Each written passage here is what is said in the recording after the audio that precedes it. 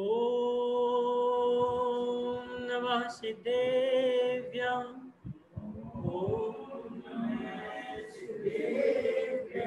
ओम नमः सिद्धेभ्यः। ओम नमः सिद्धेभ्यः। मंगलम भगवान वीरो मंगलम गौतमो गणी मंगलम कुंद कुंदार्यो जैन धर्मोस्तु मंगलम सर्वमंगल मांगल्यम सर्वकल्याणकारिकम प्रधानम सर्वधर्माणां जैनं जयतु शासनम जैनं जयतु शासनम जैनं जयतु शासनम। बोलो देवादिनाथ भगवान की जय, देवादि चंद्रपुर भगवान की जय, देवादि महावीर भगवान की जय, अनंतानंद सिद्ध पुरुष्टि भगवान की जय, जिनवाणी माता की जय, तीन कम नौ गुणों महाराजों की जय, उत्तम ब्रह्मचर्य धर्म की जय।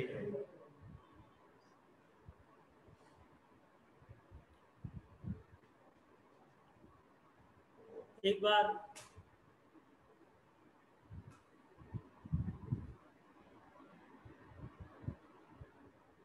इंद्र और कामदेव और रति दोनों ही आकाश मार्ग से विचरण कर रहे थे। रति कहती है कि स्वामी, इस संसार में ऐसा कोई व्यक्ति नहीं है जो आपसे अछूता हो। सबके हृदय में आपका वास है। ऐसा कोई व्यक्ति नहीं है जो आपके अधीन ना हुआ। यह सुनकर के कामदेव कहता है, संसार के जितने प्राणी हैं, देवता हो मनुष्य हो तिरेंच हो, सभी मेरे अधीन हैं। केवल एक ऐसा व्यक्ति है जो मेरे अधीन नहीं। कौन?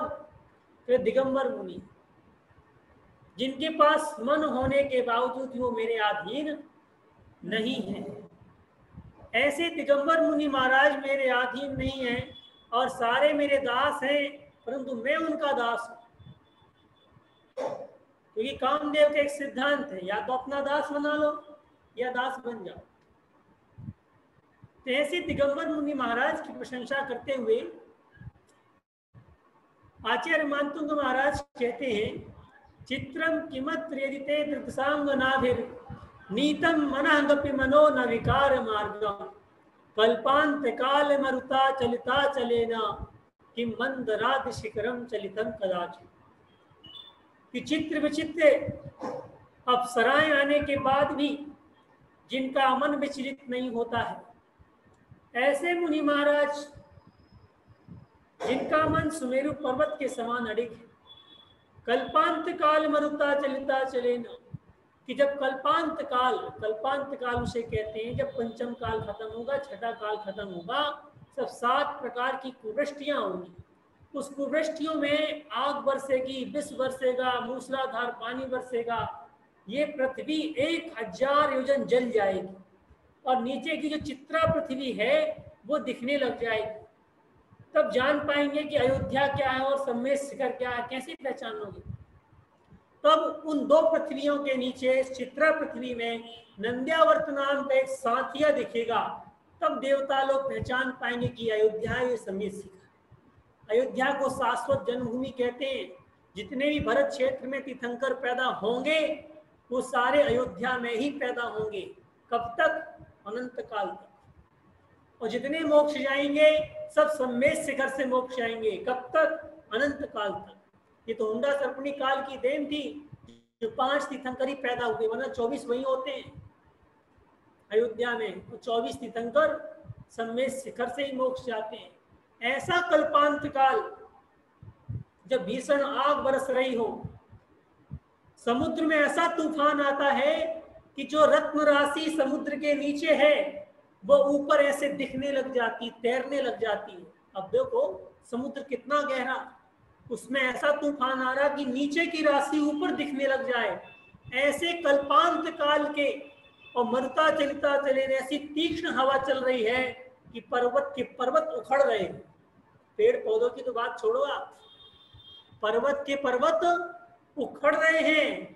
ऐसी भीषण हवा चलने के बावजूद भी जिस प्रकार से सुमेरु पर्वत में रंच मात्र भी चलायमान नहीं होता, उसी प्रकार से हे भगवान, कितनी भी अप्सराएं आकर के आपके सामने नृत्य कर जाएं, कितनी भी देवियां आपके आकर के आपको लोभायमान करें, परंतु आपका मन सुमेरु पर्वत के समान है जो चलायमान होने वाला नहीं है। इसलिए ऐसे मुनि महाराज को कामदेव ने बस पे नहीं कर पाया।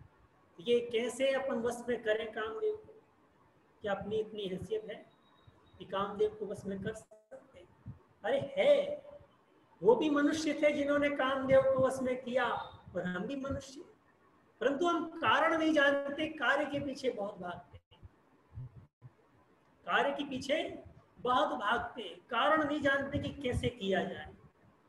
लोग कहते हैं साहब प्रवचन सुनने के बाद ब्रह्मचर्य व्रत ले लो, कैसे ले पाओगे? प्रवचन सुन लिए महाराज के, बढ़िया शानदार प्रवचन हुए, ऐसे प्रवचन हुए कि लोग गदागद हो गए, और उनमें से कुछ लोग ब्रह्मचर्य लेने पहुंच गए, महाराज ब्रह्मचर्य दे दो। 2 साल के बाद भ्रष्ट हो गया। क्यों? क्यों? भावुकता में आकर के नियम ले लिया था हमने, भावुकता में आकर नियम ले लिया, और अपनी जीवन इन्हें व्रत लेने के बाद जीवन परिवर्तन नहीं किया। व्रत तो ले लिया मगर जीवन परिवर्तन नहीं किया, जबकि व्रत लेने के बाद जीवन परिवर्तन भी तो होना चाहिए। हमारा खान पान परिवर्तन होना चाहिए, हमारा उठना बैठना परिवर्तन होना चाहिए। हम कामी व्यक्तियों के साथ धार्मिक चर्चा करें, हो सकती है? कामी व्यक्तियों के साथ हम घरेलू चर्चा करने बैठ जाते हैं, काम उत्पन्न नहीं होगा तो क्या होगा? अरे वो संगति भी अपन को, उस संगति को भी चेंज करना है। ऐसा नहीं कि ब्रह्मचर्य ले लिया तो पल नहीं रहा महाराज, कैसे पलेगा? जब तक हम आसपास का इन्वायरमेंट, वातावरण चेंज नहीं करेंगे, जब तक हम खान पान चेंज नहीं करेंगे, जब तक हमारा रहना सहना उठना बैठना चेंज नहीं होगा। अब रात को 2 बजे तक जगो, रात को 2 बजे तक जागेंगे, जब 2 बजे तक जागेंगे तो क्या होगा भैया? 10 बजे के बाद 11 बजे के बाद दूषित वर्गणाएं चालू हो जाती हैं। अब जब दूषित वर्गणाएं चालू हो जाती हैं तो हमारे मन मस्तिष्क को दूषित करती जाती है।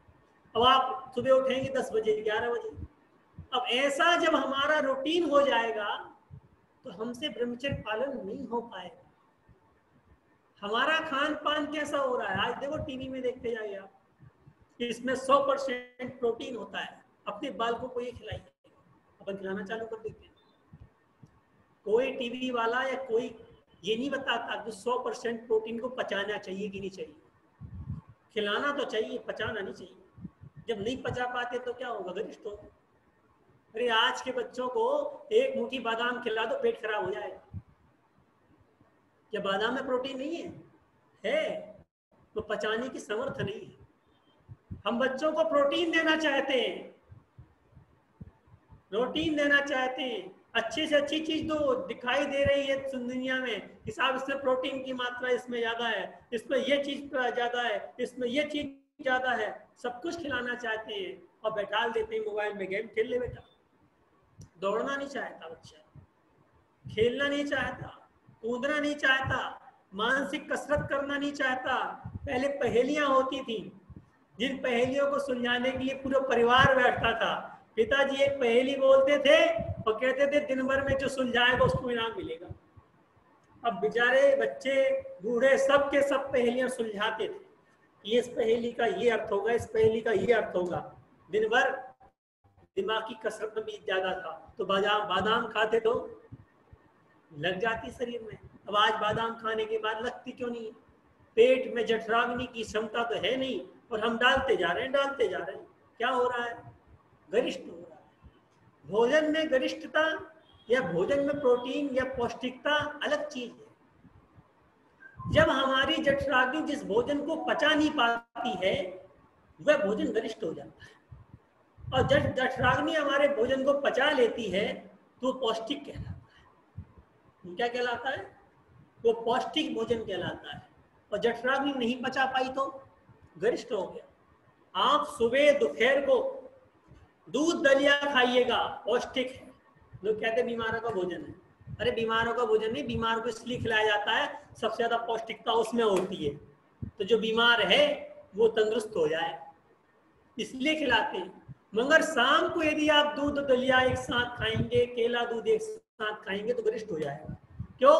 क्योंकि शाम को हमारी जठराग्नि उस सबसे अधिक प्रोटीन वाले वस्तु को पचा नहीं पा रही। जब पचा नहीं पा रही तो हमारी ऊर्जा ऊपर की ओर जो वृद्धिगत करनी थी नीचे की ओर करेगी। नीचे की ओर जैसी ऊर्जा वृद्धिगत करेगी वैसे हमारा शरीर टूटना चालू हो जाएगा। शरीर टूटना चालू हो जाएगा, शरीर में कुछ लगेगा नहीं। तो भैया जब तक गरिष्ठ भोजन कब कहलाएगा? जब शरीर के योग्य नहीं होगा। आज बच्चों को देखो क्या क्या नहीं खाते बताइए। प्रोटीन के नाम पर vitamin A, vitamin B, vitamin C सबके नाम पर खूब सारा गरिष्ठ भोजन खाते हैं, फिर आयु से पहले ही पौष्टिक हो जाते हैं।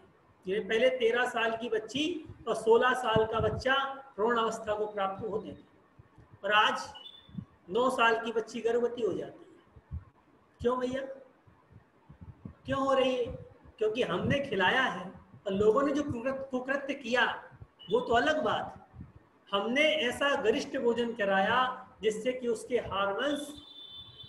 हार्मोन्स जो है वो आयु से पहले ही परिपक्व हो गए। तो बुद्धि तो उतनी रही, हार्मोन्स परिपक्व हो गए, क्या होगा? गलत संगति में चले जाएंगे।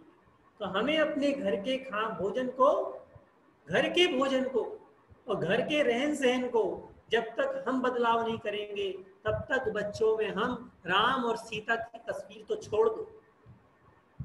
हम सोचे कि अपने बच्चे को राम बनाना चाहते हैं, पहले दशरथ बनने की औकात रखो। बच्चे को चाहते हैं कि सीता बनाना चाहते हैं, जनक बनने की औकात रखो कि उनके माता पिता कैसे थे और हम कैसे। हर बच्चा अपने बच्चे को संस्कारी बनाना चाहते हैं। हमारे अंदर कितने कूट कूट के संस्कार भरे हैं, ये भी तो छान के छल्ली से देखो कि हम कितने संस्कारवान हैं। जब तक हमें ये नहीं पता चलेगा कि हमारे संस्कार कितने हैं तब तक हम बच्चों में संस्कार नहीं ला सकते। बच्चे माता पिता को तस्वीर की तरह देखते हैं। इस प्रकार से टीवी में एक्टर होता है उसको अपना आदर्श मानने लगता है। क्यों? क्योंकि माता पिता में एक्टिंग का वो नमूना नहीं है, तो वो दूसरों को अपना आदर्श मानने लग गए। यदि अपने माता पिता में इतनी काबिलियत होती तो हम उनको अपना आदर्श मानते ना। क्यों बाहर जाकर के टीवी के एक्टर को हम आदर्श मान रहे हैं?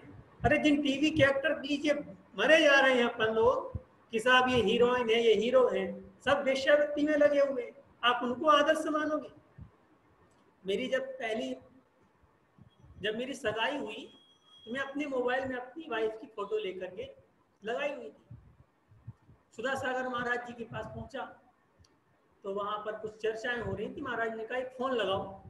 मैंने फोन लगाया, तस्वीर सामने आ गई। तो महाराज ने कहा किस हीरोइन की तस्वीर लगाई है?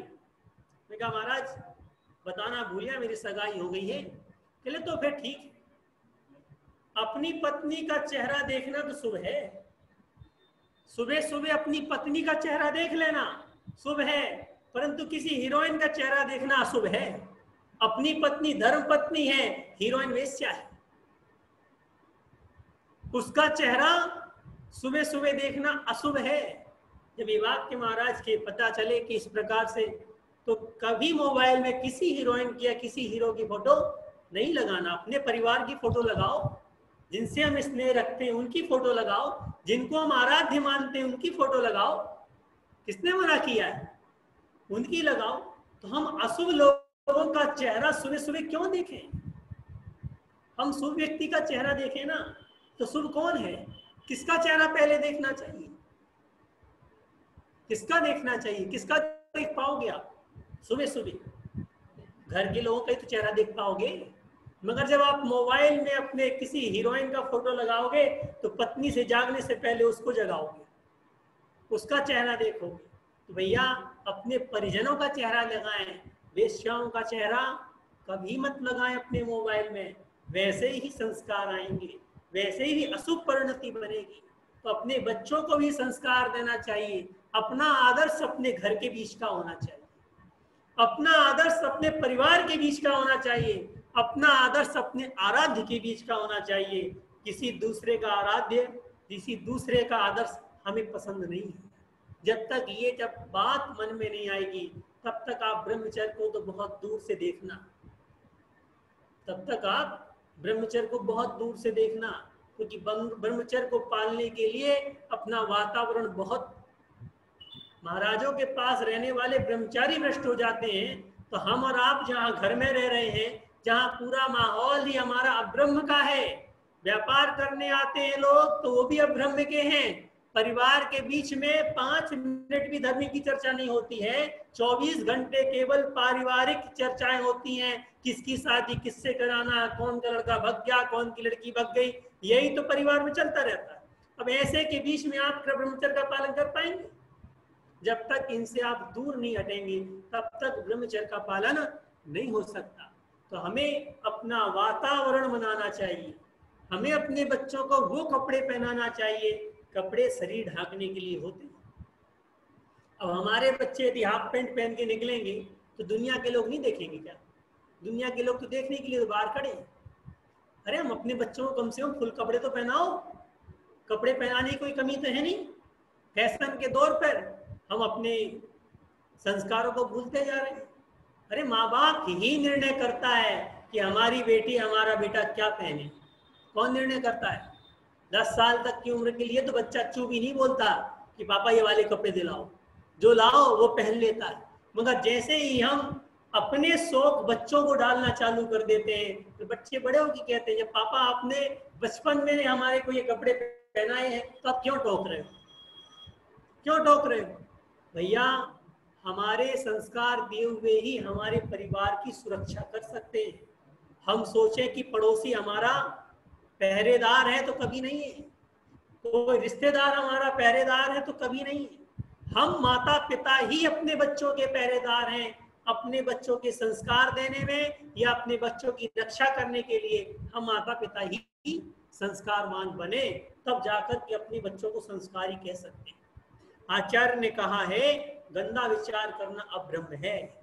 बच्चों के लिए परिवर्तन हो रहे हैं, आप तो सुन रहे हैं। जो चीज बच्चे नहीं सुन पाते, आप बच्चों को मैथुन अब्रह्म के मैथुन क्या है आप नहीं बताओगे, वो टीवी से इंटरनेट से सब सीख जाएंगे। जबकि ये काम लड़की के लिए उनकी माता शिक्षा देती थी, बेटे के लिए बाप शिक्षा देता था, परंतु आज शर्मा शर्मी में शिक्षा तो अपन देते नहीं है, पड़ोसी शिक्षा दे जाता है। अब जैसी शिक्षा दी है वैसा बच्चा डल जाता है। तो मैं कहना ये चाह रहा हूँ, आचार्य पूजपा स्वामी ने सर्वार्थ सिद्धि में कहा गंदा विचार अब्रह्म है। ब्रह्मचर्य क्या है? मर्यादा। ब्रह्मचर्य क्या है? मर्यादा। तो जब बच्चे अपनी मर्यादा से बाहर जाएंगे तो उनके लिए अब्रह्म है। इन्हें अपने से बड़े को गाली दे देना, अपने से बड़े को अपमानित कर लेना, अपने से बड़े को नीचा दिखा रहे हैं, उनका सम्मान नहीं कर रहे हैं, ये बच्चों का अब्रह्म है। यही बड़ों को भी समझना चाहिए। यदि हम अपने पिताजी की सम्मान अपन खुद नहीं करेंगे तो क्या पोते से पिताजी सम्मान की इच्छा कर सकते हैं? दादाजी अपने पोते से सम्मान की इच्छा कर सकते हैं? सबसे पहले पिताजी को अपने पिताजी की सम्मान करना पड़ेगा, तब आप कह सकते हो कि पोते से बेटा पैर छू, तब वो छुएगा पैर। तो आप तो पहले पैर छुओ अपने पिताजी के, तब कहना अपने बेटे से कि दादाजी के पैर छुओ, वो छुएगा। मगर जब आप हाय हेलो, आजकल तो बड़े नए नए सीरियल आ रहे हैं, जयपुर के बंसल जी निकल गए अपने बेटे को दोस्त बनाने, बताओ क्या अब वहां कहाँ सम्मान करेगा बच्चा? जब दोस्त बनाने निकल गए थे, दोस्त बनाने निकल गए तो बच्चा कहाँ सम्मान करने वाला है? आप बच्चे को अपनी नजरों से गिरने ना दें, बच्चे को संभालिएगा। पहले के लोग किस प्रकार से अपने परिवार का पालन पोषण करते थे, उस हिस्ट्री को पढ़िएगा। जब आप साहित्य पढ़ेंगे तो आपको पता चलेगा कि दशरथ ने अपने बच्चों का पालन पोषण कैसे किया। राम बनाना है ना बच्चे को, बेटे को राम बनाना है तो दशरथ का जीवन चरित्र पढ़ो कि दशरथ ने अपने बेटे राम को राम कैसे बनाया, क्या मर्यादा पुरुषोत्तम की कौन सी शिक्षा दी होगी? जब उसका पैदा हो रहा था राम, तो उसने क्या ब्रह्मचर्य का पालन किया होगा? इन्हें बच्चों को कहते हैं कि साहब हमारे बच्चे नालायक निकल गए। क्यों नहीं निकलेंगे साहब? आपने कभी गर्भावस्था थी जब नालायक के पना दिखाया? बच्चे नालायक निकल गए। इन्हें माता पिता जब गर्भावस्था होती है 9 महीने तक पूर्ण संयमित होते हैं, 9 महीने तक पूर्ण संयम से जीवन जीते हैं, तब जाकर के बच्चों में अच्छे संस्कार आते हैं, बच्चा मजबूत होता है। हम में इतनी सहनशक्ति नहीं है, हमें इतनी सहनशक्ति नहीं है। अब ब्रह्म का हम डेली पालन कर रहे हैं, ऐसे में क्या होगा? अपना शरीर तो कमजोर होगा, पैदा होने वाले बाल बच्चे भी कमजोर उत्पन्न होंगे, बाल बच्चे भी कमजोर उत्पन्न होंगे। तो गंदा विचार, सबसे पहले शरीर से कोई हरकत नहीं होती, वचनों से हरकत नहीं होती, सबसे पहले मन से हरकत होती है। यहाँ जब पाप पनपता है तब वाणी में आता है। तो जब हम ऐसे एनवायरमेंट, ऐसे वातावरण में बच्चे को छोड़ के आएंगे जहां पर केवल गाली गलौज या अश्लील बातें की जाती हो, वहां बच्चे से क्या संस्कार प्राप्त कर सकते हैं? कम से कम इतना परिपक्व तो करो अपने बच्चों को घर में रह करके, वो शिक्षा तो दो कि जब वो 10वीं पास करने के बाद, 9वीं पास करने के बाद, 8वीं पास करने के बाद घर से बाहर जाए तो उसको ये तो रहे कि मेरे पिताजी ने कहा था, ये बात कभी नहीं करनी चाहिए। अपने पिताजी की लाज हमें रखनी है। जब तक उसके मन में ये बात रहेगी तब तक वो गलत काम कभी नहीं कर पाएगा। अब आज तो पिताजी के सामने बच्चे शराब पीना चालू कर दिए। एक आदमी आया, कहने लगा कि तुम्हारा बेटा शराब पीता है। हो नहीं सकता, मेरा बच्चा शराब पीता है। पीता है मेरा बच्चा शराब पीता है। कैसे बताओ कि तुम्हारा बच्चा शराब पीता है? तो कह रहे हो, कहले चलो मेरे से। गया, जाकर देखता तो जैसे उसने देखा पिताजी के सामने कि पिताजी आ गए, तुरंत उसने शराब की बोतल छिपा दी। देखा मेरे सामने मेरा बच्चा शराब नहीं पीता। आज इसमें इतनी लाश तो है कि पिताजी के सामने नहीं पी रहा है, इन्हें कल ये छोड़ देगा। यदि इसको सद शिक्षा दे दी जाए, यदि मार्ग से भटक गया है, यदि इसको मार्ग में लाया जाए तो आ सकता है। मगर जब अपने से बड़ों व्यक्तियों के सामने लाज खत्म हो जाए, शर्मा शर्मी खत्म हो जाए, तो ऐसी स्थिति में आप क्या और किससे क्या उम्मीद रख सकते हैं? तो अपने परिवार व्यक्ति के सामने जब हम कोई गलत काम करते हैं तो एक मर्यादा होनी चाहिए। उस मर्यादा का नाम है ब्रह्मचर्य। सास और बहू के बीच में मर्यादा होनी चाहिए, उसका नाम है ब्रह्मचर्य। ब्रह्मचर्य का एक अकेला ये नहीं कि ब्रह्म यानी मैथुन करना ही ये ब्रह्म है। अब ब्रह्म यानी मैथुन करने वाले कितने लोग होंगे और कितने टाइम तक करेंगे? मगर जिंदगी में हम सुबह से लेकर शाम तक जिन जिन मर्यादाओं को तोड़ते हैं उतनी बार ब्रह्मचर्य का खंडन करते हैं। जितनी मर्यादाओं को तोड़ते हैं, माँ बेटी के बीच एक मर्यादा है, उस मर्यादा का पालन करें। ये मर्यादा ही ब्रह्मचर्य है। ऐसे ब्रह्मचर्य आचार्य का सबसे पहला ब्रह्मचर्य कहा जहां पर इस मात्र है, जहां पर है अपनी पराई भी का त्याग। ब्रह्मचर्याणुव्रत, चर्याणुव्रत यानी अपनी है त्याग अपन ने किया कर ली, और उसका त्याग अपन ने एक देश स्त्री का त्याग किया, ब्रह्मचर्याणु। तीसरा है स्वदार संतोष व्रत।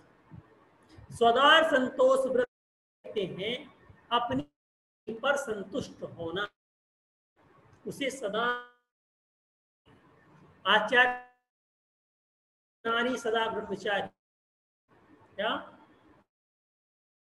सदा ब्रह्मचारी, जिसकी केवल एक दूसरे से कोई मनमोहक है, ऐसा व्यक्ति सदा ब्रह्म। जब आप शादी के फेरे लेते हैं, जिनने फेरे लिए रात कसमें खाते हैं तो कसमें ये भी आती है।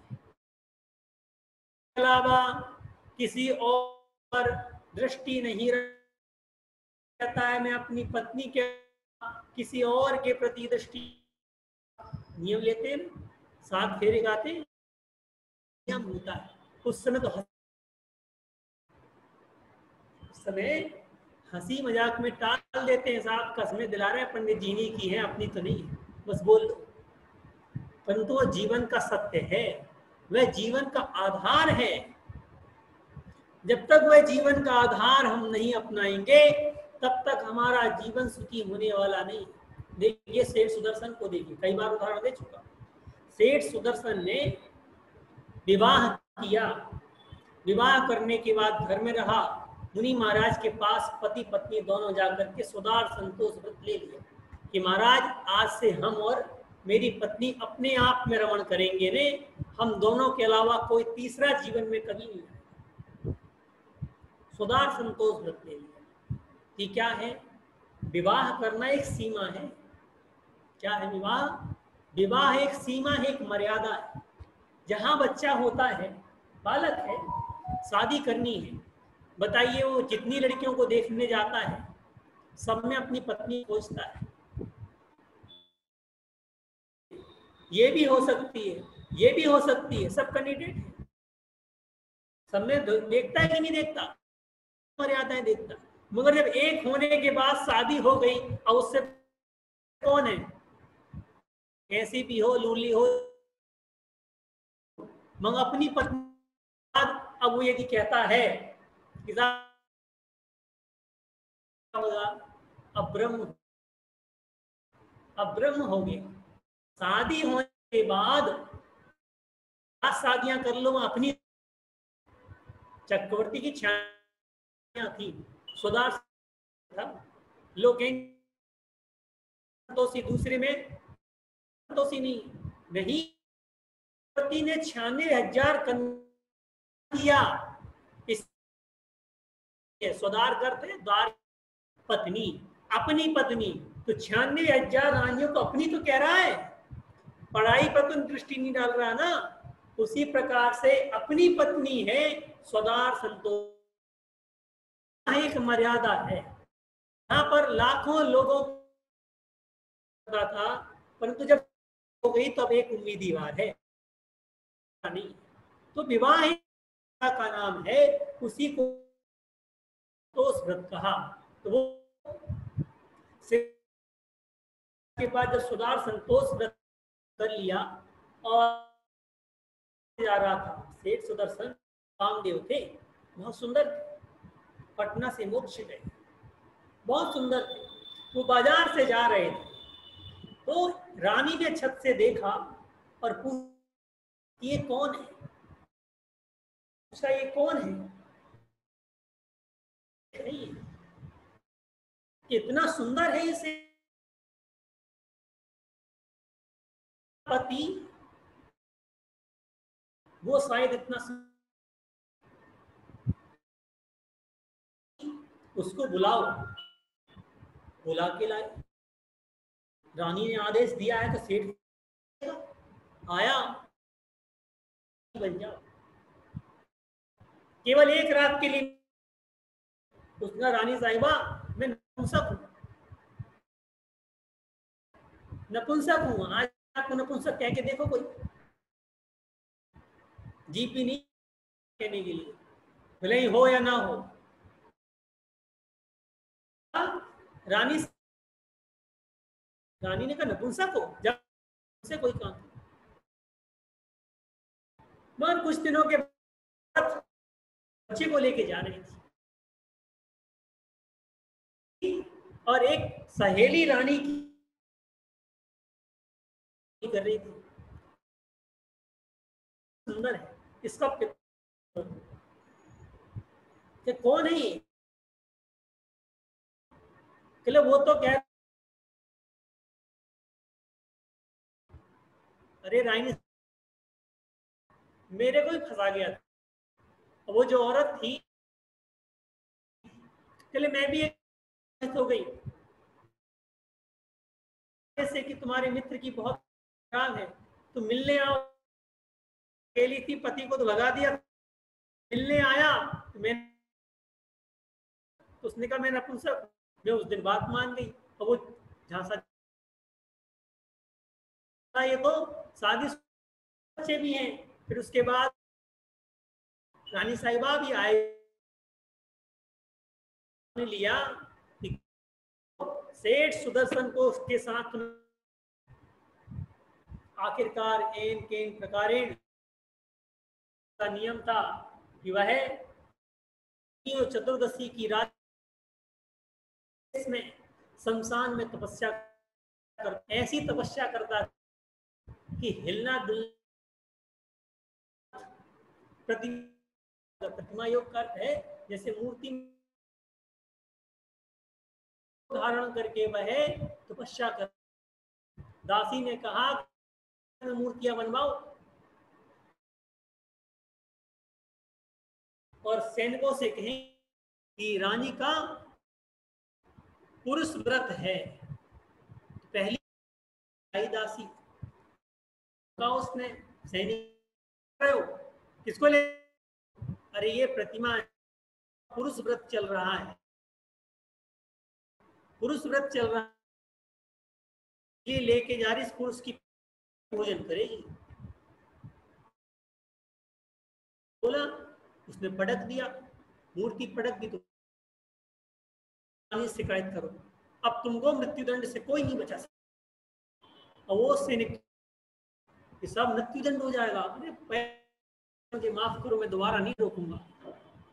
दूसरी बार प्रतिमा ले, पहले वाला सैनिक तो रुक, पहले वाले सैनिक रोका ही नहीं, गए रुको, किया, उसने पटक दी मूर्ति, उसने धमकी दी मृत्युदंड से। वो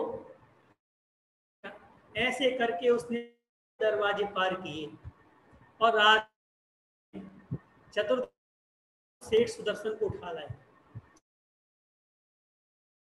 पहले दरवाजे वाले ने रोका नहीं, दूसरे ने नहीं, तीसरे ने, चौथे।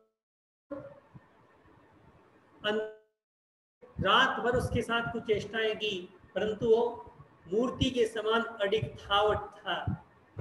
सुबह हुई, रानी को बड़ा डर लगा, तब ये मूर्ति लेके तो आ गए, वापस कैसे लेके, अब किसी ने देख लिया तो क्या होगा, तो कपड़े फाड़ करके हंगामा खड़ा कर दिया।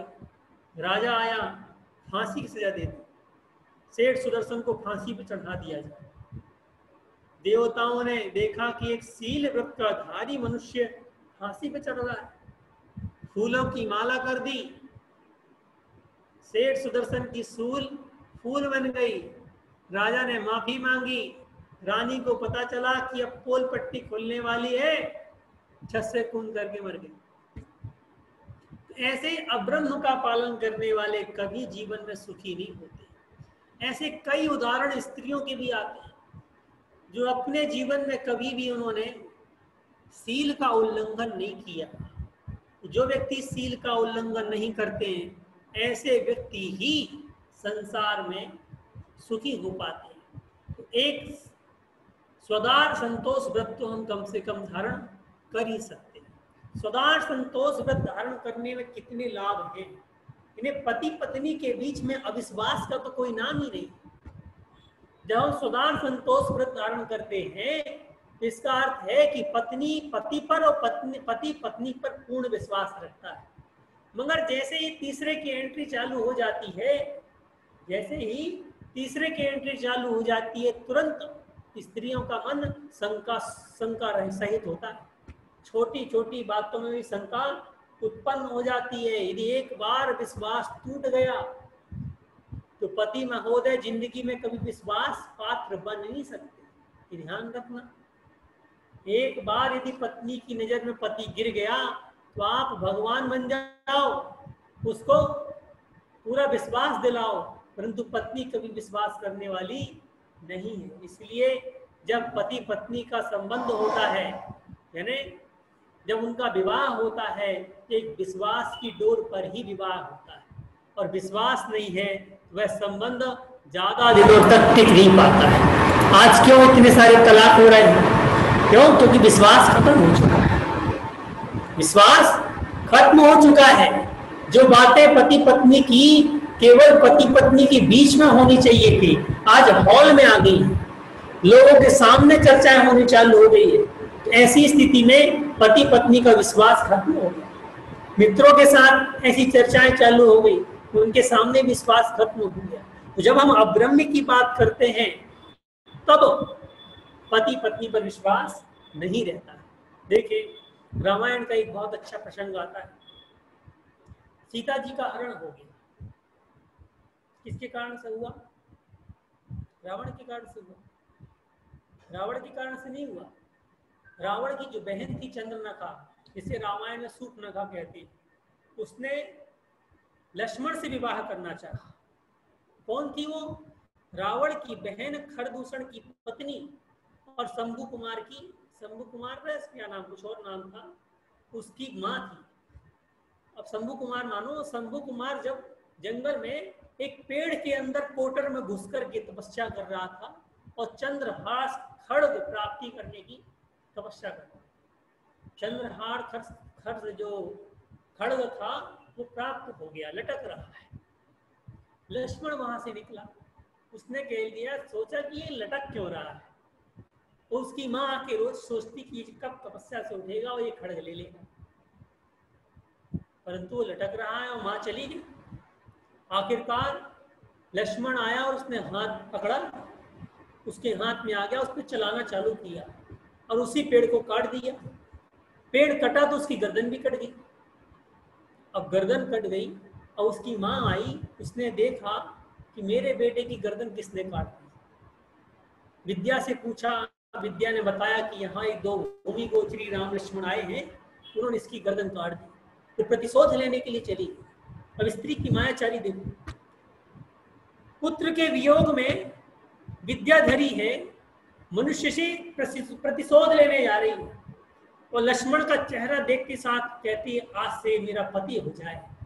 बेटे का शोक तो भूल गई और उस पर लालायित हो गई। लक्ष्मण से कहती है कि मेरे साथ विवाह करो। लक्ष्मण ने कहा, मेरे से सुंदर मेरे भाई हैं, उनके साथ विवाह कर लो। राम के पास ही, राम ने कहा मेरी सीता पहले से ऑलरेडी है, मैं तेरे साथ विवाह नहीं करता।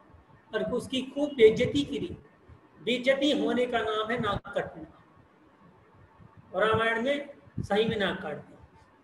नाक कटना, तो उसने अपनी बेइज्जती का बदला लेने के अपने पति से बोला।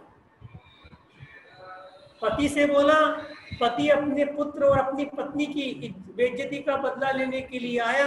राम उससे युद्ध कर रहे हैं, लक्ष्मण कुटिया में पहरा दे रहे हैं। वहां से रावण को नहीं होता देख के आ गए। बहन की बेइज्जती हुई है और भांजा मारा गया है, प्रतिशोध लो।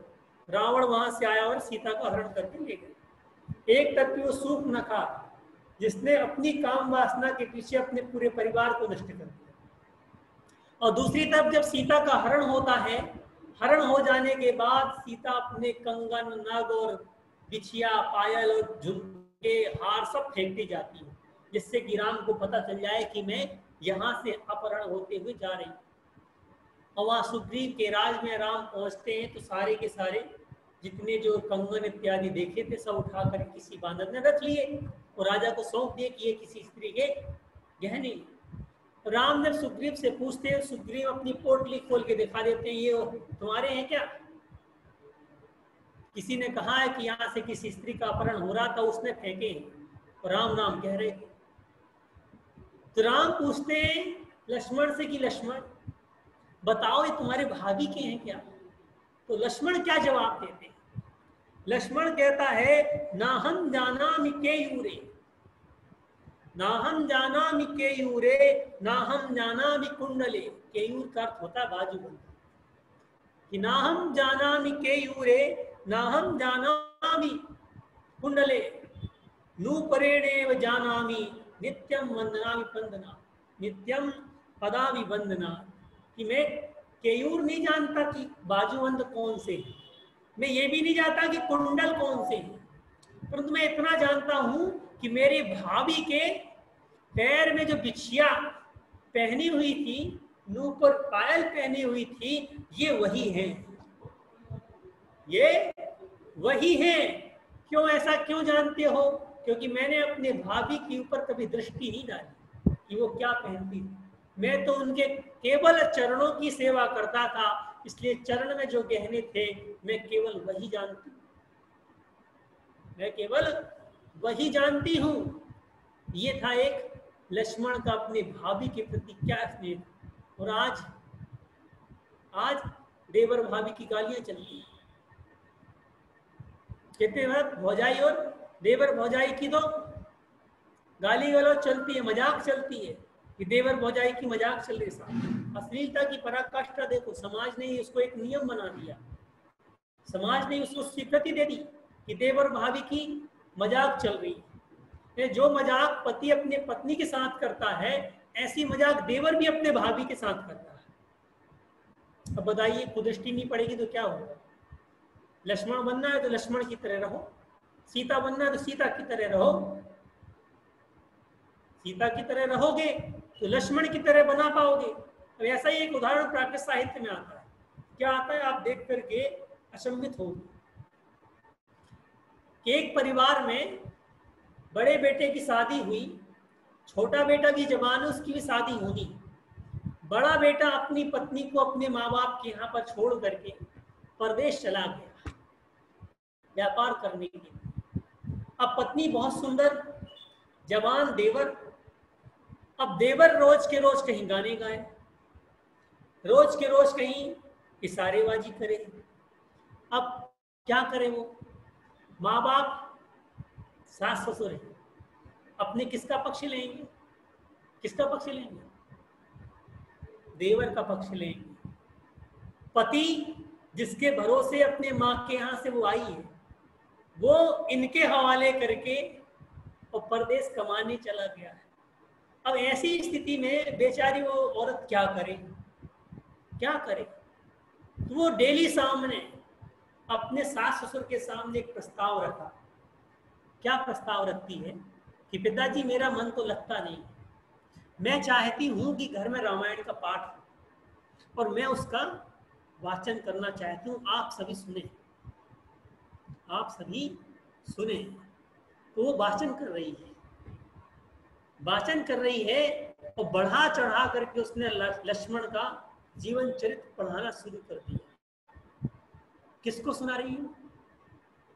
अपने देवर को सुना रही है कि एक देवर तुम हो जो अपने भाई के वियोग में अपनी भाभी की रक्षा करना चाहिए तो उसकी इज्जत लूटने के लिए तैयार, और एक देवर वो है जिसके माँ बाप भी साथ में नहीं है, सास ससुर भी साथ में नहीं है, पति युद्ध करने गया है, अपने भाभी की रक्षा करने के लिए उसने कुटिया में तैनात है कि कोई मेरे भाभी के ऊपर दृष्टि ना डाले। रावण की दृष्टि पड़ रही है, यहाँ तो तुम ही रावण बन रहे हो। तो उसने अपने देवर को समझाने के लिए, प्राकृत साहित्य में जब आप पढ़ोगे ना गाथा सप्तशती, ऐसे ऐसे उदाहरण आ रहे हैं। कहते हैं कि एक माँ एक टूटे घर में रह रही है और ऊपर से खप्पर टूटा हुआ है, बरसात हो रही है, अपना एक छोटा सा बालक नवजात शिशु, उसको कैसे बचाए वो? तो कहते हैं कि वो माँ कह रही कि बेटा मैंने प्राकृतिक प्रकोप से तो तेरे को बचा लिया, मगर जो मेरे आंसू तेरे ऊपर गिर रहे हैं उससे भीजने के लिए कौन बचाएगा? मैंने कुदरती बरसात से तो बचा लिया, अपनी आंखों की बरसात से कैसे बचाऊं कि तू पैदा हुआ है, मैं तेरे को एक छत भी नहीं दे पा रही। ऐसे ऐसे बहुत सारे उदाहरण। तो वो भाभी अपने देवर को समझाने के लिए रामायण का पाठ कर रही है। आज कहीं रामायण का पाठ होता है क्या? किसी से कहते पद्म पुराण पढ़ो भैया, अरे कौन सी फालतू की कर ली। टीवी के सीरियल देखना पसंद है लोगों को, सास बहू और वो ये देखना पसंद है। सास बहू और वो यानी कौन? वो अर्थ क्या है? पति कह देते, पत्नी कह देते, ससुर कह, कुछ तो कहते वो यानी तीसरा पर्सन जो घर के बाहर का है। ये सास बहू ऐसे देखने में अपना टाइम बर्बाद, ऐसे में क्या होगा? क्या शिक्षा प्राप्त होगी? हमें शिक्षा प्राप्त आज में जहां हाफ पैंट में पहन यानी आप जाके गुड़गांव देखो, लंदन पड़ा है, मंदिर हाफ पैंट पहन के आ जाता है। देव के घर में जा रहे हो तो कम से कम सभ्यता, लोग पहने हुए कपड़े पहन के बरमूडा जो हम रात में दिन रात पहन रहे हो, अरे चाहिए तो लोगों को ये कपड़े कौन से पहन के से शादी ब्याह तो अच्छे से अच्छा सूट पहन के जाओ, कोट पहन के जाओगे, के मंदिर जाना है तो वस्त्र भगवान तो देखते नहीं। अरे पाप का बंद होता है, बंद होता है। अश्लीलता की दृष्टि देख रहे हैं, उनकी दृष्टि करने का पाप हमें, उनकी आंखों में कोई अलग से मोतिया की कोई फोटो आपकी छपी थी, उन्होंने देखा, आपने विकार दिखाया, उन्होंने विकार देखा, आपने संस्कार देखेंगे। एक बार आचार्य विद्यासागर महाराज जी के पास कुछ महाराज जी हम बड़े परेशान हैं, हम कॉलेज जाते हैं तो लड़के सीटी बजाते हैं, सीटी बजाते हैं तो हम क्या करें बताइए। तो आज क्या पहन के जाते हैं, जाते हैं कैसे? अरे सीटी, कल से साड़ी पहन के जाना और फिर देख ले तो मेरे पास साड़ी पहन के गई, बहन जी आई, बहन जी आई, इन्हें अपने आप को बहन क्या कर सकते, इन्हें कोई बहन जी कह दे, क्यों नहीं कहना? पत्नी तो है नहीं, पत्नी है नहीं, लवर है नहीं, तो क्या कहेगा वो? भाभी कह नहीं सकता, शादी हो ही नहीं, बहन तो ही कहेगा। तो जब वो सलवार सूट की जगह जब साड़ी पहन करके कॉलेज गई तो किसी लड़के ने उनके ऊपर आंख उठा के भी नहीं देखा। 10-15 दिन के बाद जब आचार्य श्री पास गए तो आचार्य श्री, अब कोई लड़का परेशान तो नहीं करता महाराज, जब से साड़ी पहन के जा रहे कोई आंख उठा के भी नहीं देखता, और कहते बहन जी आई। हाँ महाराज यही चाहिए, तो कपड़े बदलो। आप होती है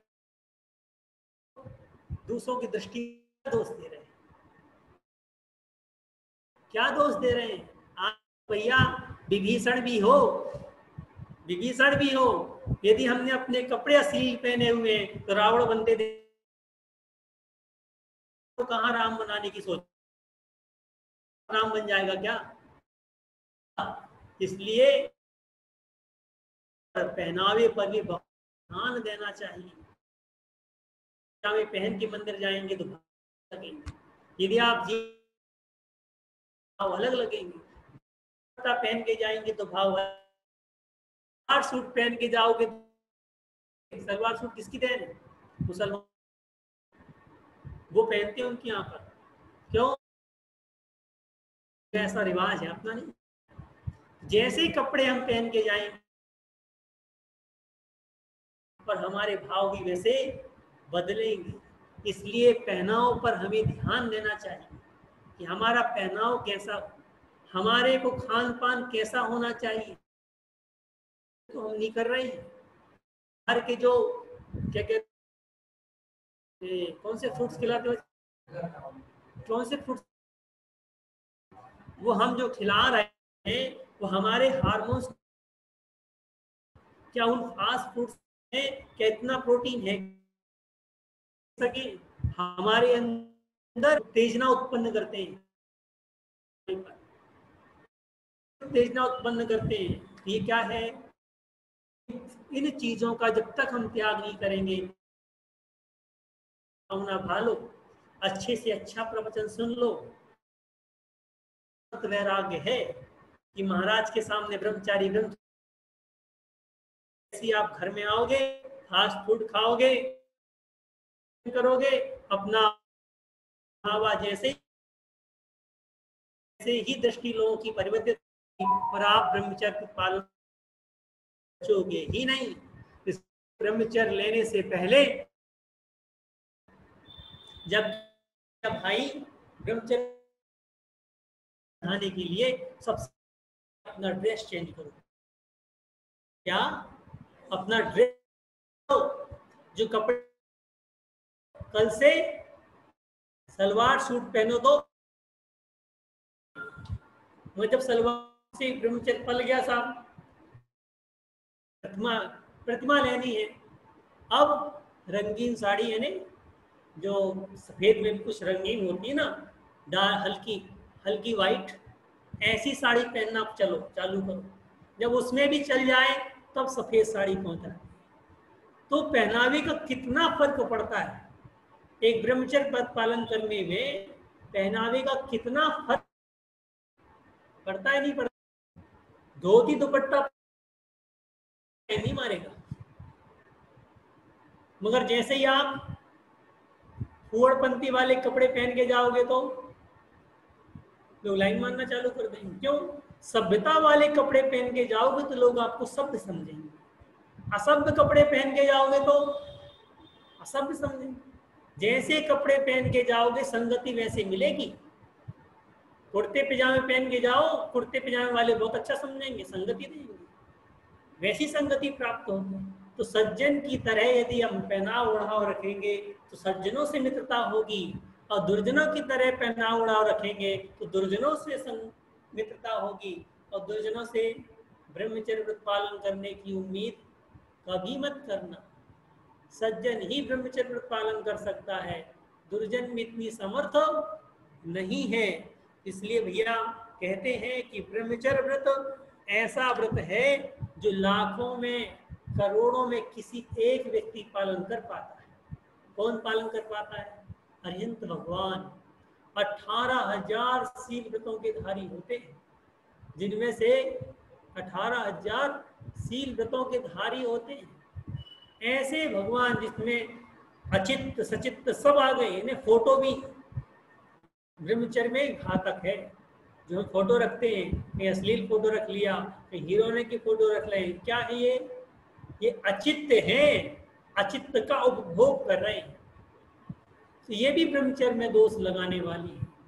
इन प्रतिमाओं का, इन पाषाणों का जो अचित्त है उनमें भी दोष उत्पन्न प्रकार से ब्रह्मचर्य का व्रत का चाहिए। कहते हैं फूल रहे पर गंध नहीं तो क्या सुंदर से सुख होगा, मानव में यदि सील नहीं तो क्या जीवन मधुबन होगा। सील व्रत नहीं है कि जब तक दो पार्टों में हुआ नहीं है तब तक ध्वंसकारी होती है। दो पार्टों में बंध गई, संबंध दो पार्टों में बंध गया तो उनका संयमित जीवन हो गया।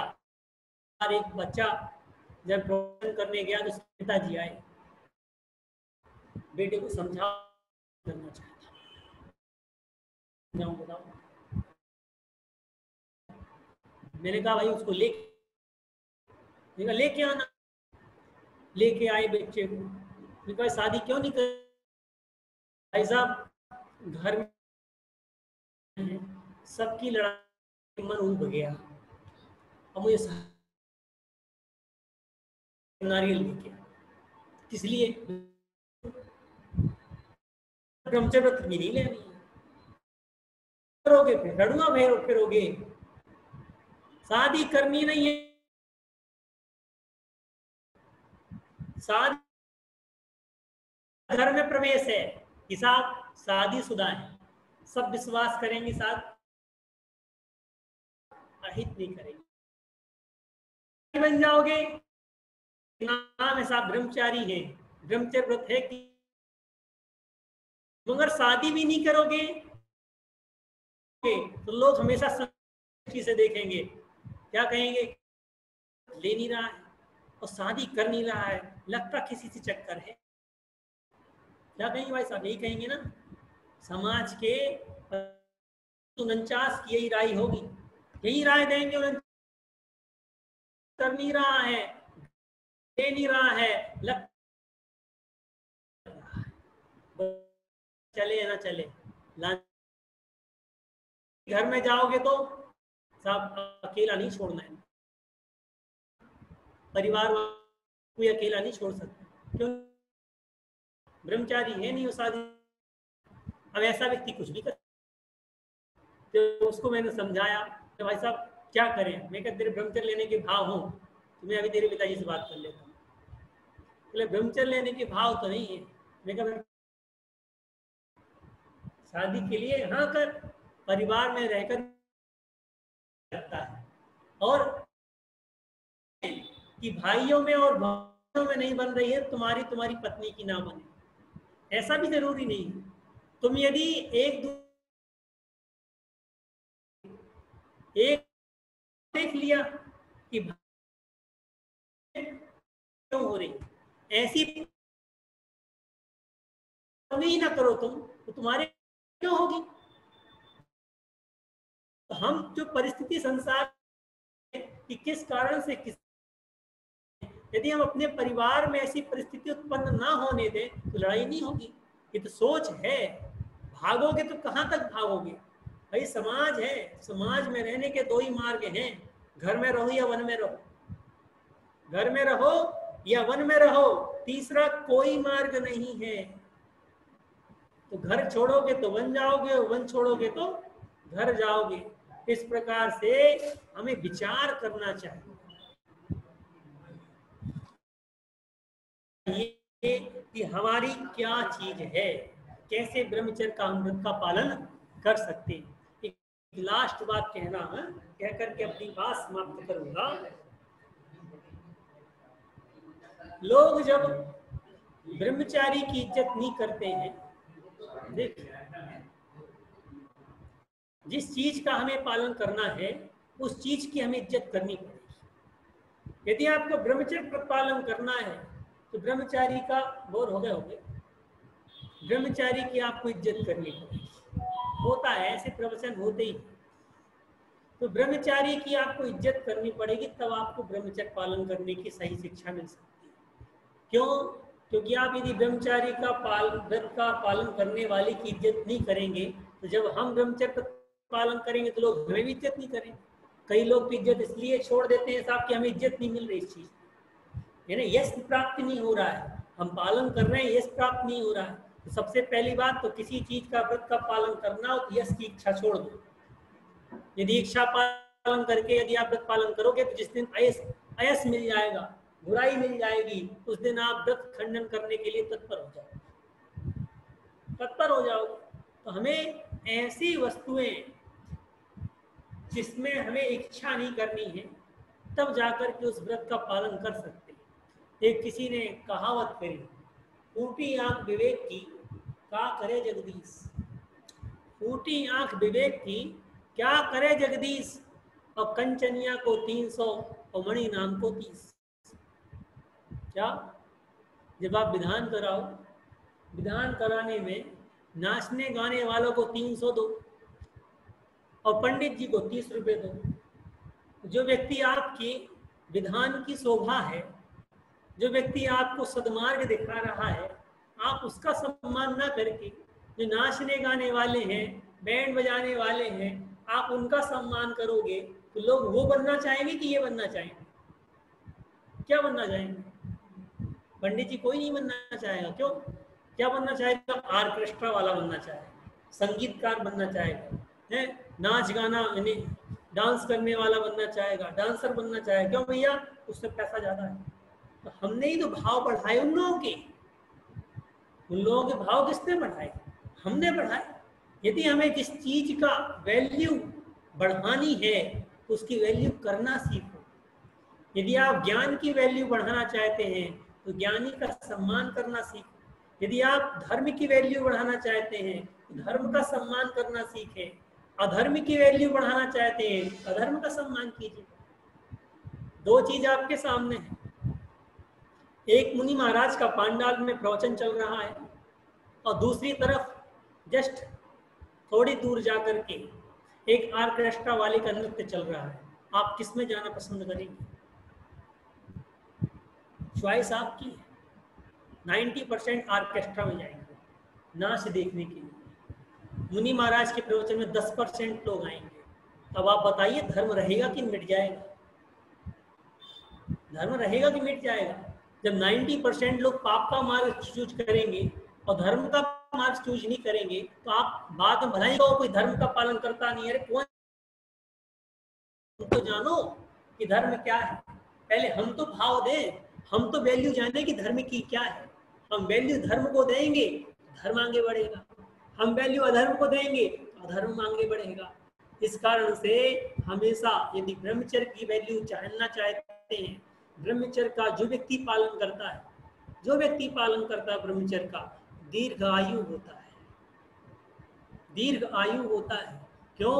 एक बार जो हम भोजन करते हैं 49वें दिन में वह शक्ति रूप में वीर या रज बनता है, 49वें दिन में। तो हम जो मैंने कितने सालों से भोजन कर रहे हैं, वो शक्ति एकत्रित होती है और तपस्या के द्वारा ऊपर की ओर जाती है। जो ऊपर की ओर जाती है, आज नाक कान गले सबकी प्रॉब्लम क्यों हो रही है? क्योंकि वहां ऊर्जा बची नहीं। सिर दर्द देने लग जाता है साहब, थोड़ा सा टेंशन क्या हो जाए सिर दर्द देने लग जाए। क्यों? क्योंकि वहां पर एनर्जी पहुंच ही नहीं रही। आंखों से दिखना बंद हो गया, एनर्जी पहुंच नहीं है। कानों से सुनना बंद हो गया, एनर्जी नहीं पहुंच रही है। क्यों नहीं पहुंच रही? खा पी तो सब रहे हो, पहले से ज्यादा घी आज चबा रहे हैं, अच्छी अच्छी चीज खा रहे हैं, तो एनर्जी ऊपर की ओर नहीं जा रही है। नाभि से ऊपर की अंग करेगी और ऊपर के अंगों का प्रभाव होगा, और नाभि की एनर्जी वेस्ट चली नहीं लगेगी। और ऐसी एनर्जी के कारण से, अब्रह्म के कारण से होती है। तो ब्रह्मचर्य का पालन, शरीर को